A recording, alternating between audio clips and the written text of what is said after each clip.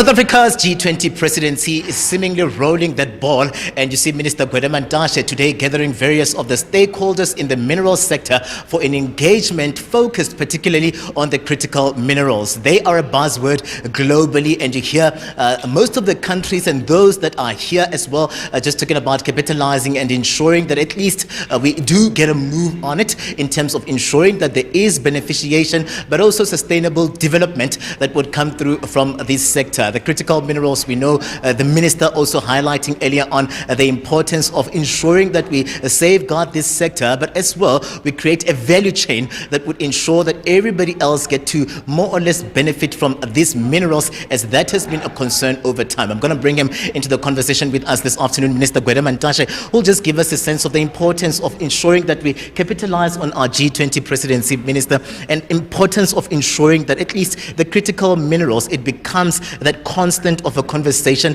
in strengthening the economy of South Africa, but also of the continent as well. Welcome to the SABC, Minister. Thank you very much. You must remember that Africa is rich in minerals, but it is a poor continent. That is the irony that we must address. The discussion on the critical minerals try to change that reality. That's why we are putting a lot of emphasis on value addition at point of production, so that we don't export profits and export jobs.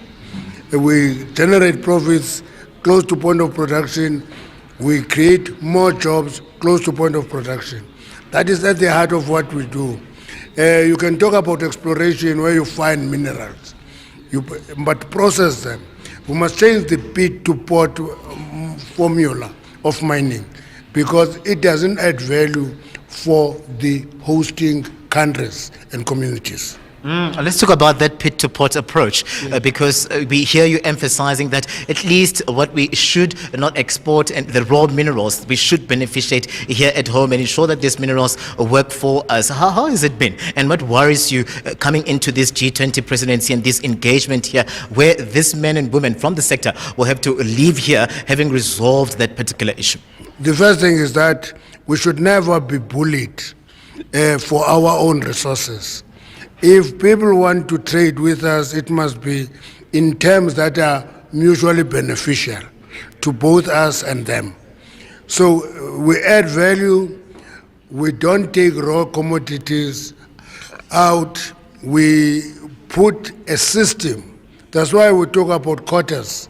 Say we must set quotas and say X percentage of what is mined must be processed in South Africa. That will ensure that we add value here. And we must also look into what affects cost factors. Like, for example, electricity price. You can't be competitive if you have a high electricity price in the mining industry.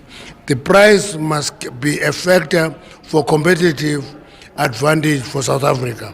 We can do it. We're one of the lowest cost electricity suppliers for many years. What changed to make us one of the most expensive electricity prices in the world? That must be analyzed. We must reverse that and create electricity as a competitive advantage for us. There are many things that we can do. We can as well, actually, many talk of export tariffs. I think they are a blunt tool, but I don't discourage discussion, because if it is exporters who pay export tariff, it inflates the cost of production. But if it is the buyer who pays the export tariff, then maybe it's something we can look into. But it's also an issue that we're looking at. We must be there, and they must talk to us about us and not be victims of developed world as the South. Yeah, it brings me to the SA-US relations. I mean, right now, a lot of people are looking at various sectors and how most of them are going to be affected by the geopolitical dynamics and these changes that are coming through. We see you and we hear you saying the world needs us. How do we ensure that at least the SA-US relations and the critical minerals play somewhat of a pivotal factor in bringing these two nations together? The diplomatic discipline will engage the US, but it doesn't stop us from diversifying our markets.